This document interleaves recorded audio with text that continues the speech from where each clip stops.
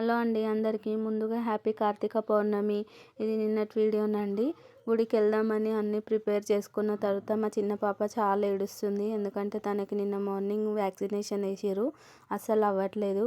అందుకే తులసమ్మని ఇంట్లోకి తెచ్చుకొని ఇలా అరేంజ్ చేసేసుకున్నాం. అదేంది తులసి కోట బయట ఉండాలి కదా అనుకుంటున్నారా? ఏం లేదండి, మాకు అంతగా ప్లేస్ ఉండదు, బయట పైన పెట్టుకుంటాం. దానివల్ల ఇంట్లోనే పెట్టాల్సి వస్తుంది. నా ముగ్గు ఎలా ఉందో కామెంట్ చేయండి.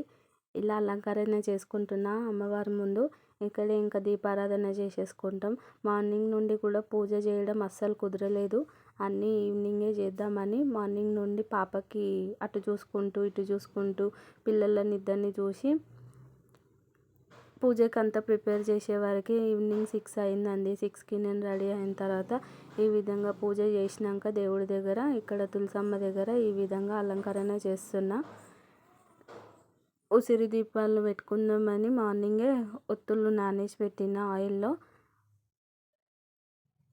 ఏదేమైనా పూజ ఇలా చేసుకుంటే ఇంట్లో చాలా పాజిటివ్ ఎనర్జీ ఉంటుంది కదండి. మన గుడికి వెళ్ళొచ్చిన దానికంటే ఇంట్లోది నాకు చాలా బాగా అనిపించింది.